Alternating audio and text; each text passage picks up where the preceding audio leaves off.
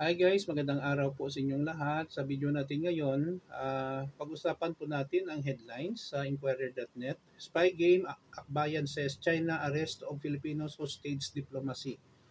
Nakakabahala po kasi ang China inakusahan ng tatlo nating kababayan na mga espiya doon sa kanila. No? So tignan natin in detail kung totoo ba ito or just like ginagawa lang nila kasi may na huli dito na dalawang Chinese spy sa Pilipinas.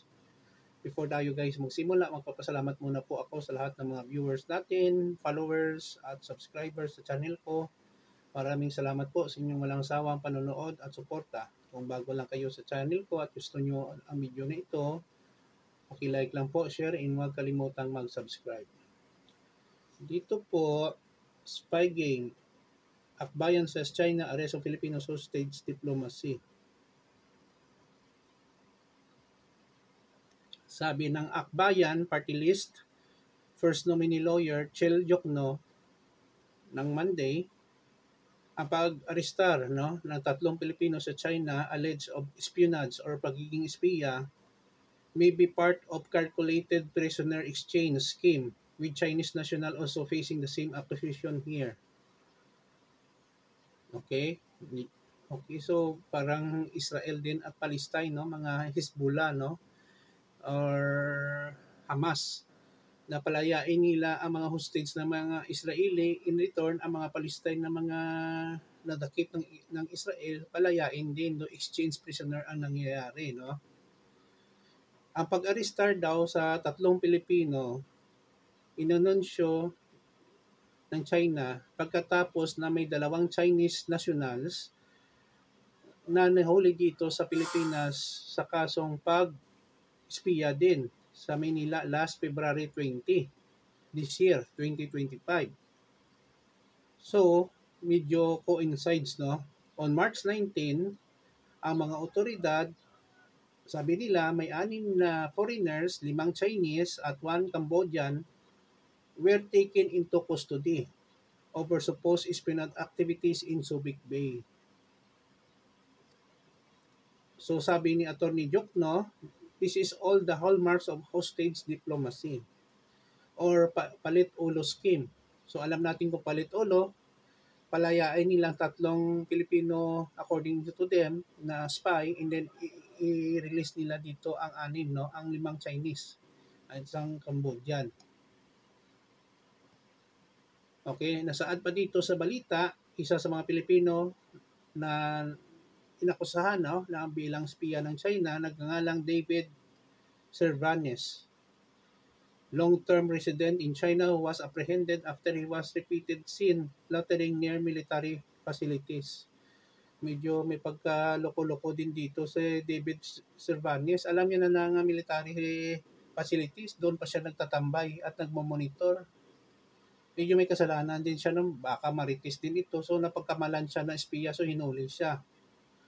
Ang dalawang Pilipino identified as Albert Indencia and Natalie Lizardo, whom the Chinese security agency also claimed were working to collect sensitive information. Kumukuha daw sila ng information.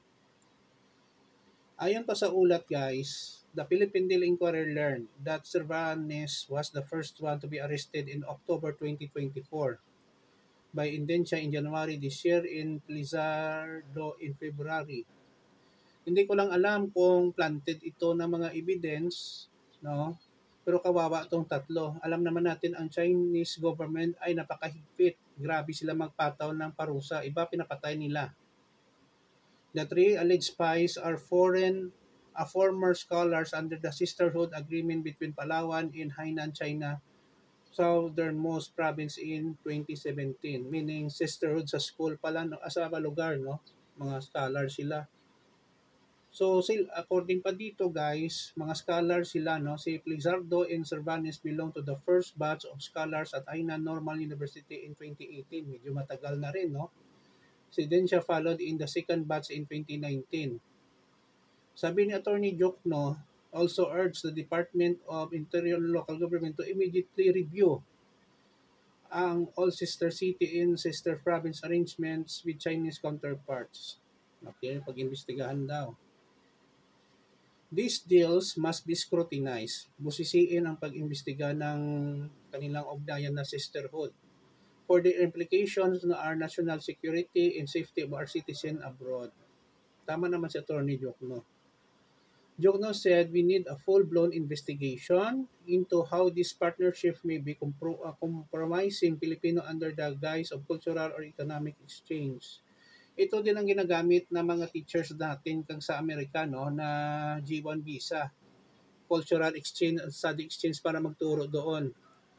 Alam nyo, ginawa nga ng US para makapunta sila makakuha ng mga teacher, pati mga asawa, husband, pinapadala din dito para walang rason at anak, no? Pero wise din ng US. After several years, 3 years or 5 years, pauwiin ka dito at after 2 years naman makabalik ka. Hindi siya absolute compared sa mga nurse. Why? Very simple kasi ang nursing, kung once nandoon ka, mahirapan sila maghanap ng nurse. Okay, marami kasi mga puti na ayaw maging nurse eh. So, ang teacher, palit-palit lang, madali lang kumuha, no? Oversupply actually.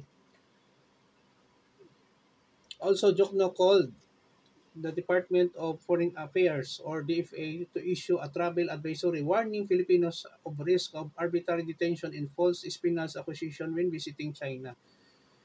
Ingat lang po tayo guys, no? Kung may mga trabaho kayo, magbabakasyon sa China, ingat lang. And then gamitin ang pag-iisip, no? Huwag kayong pumunta sa mga military bases kasi mahirap na.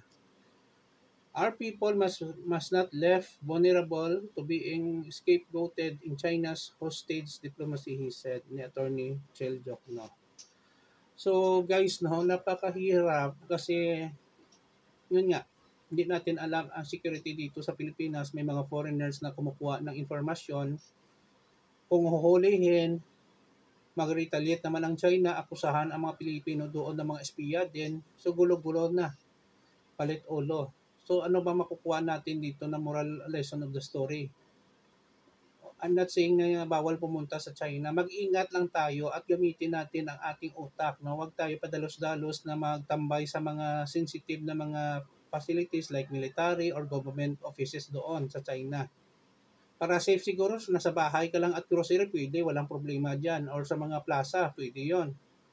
So, ingat po guys, no? Kasi mahirap na kung maaresto, no? And then you will face charges, no? Makulong ka, ma-firing squad ka, or ma-deport ka.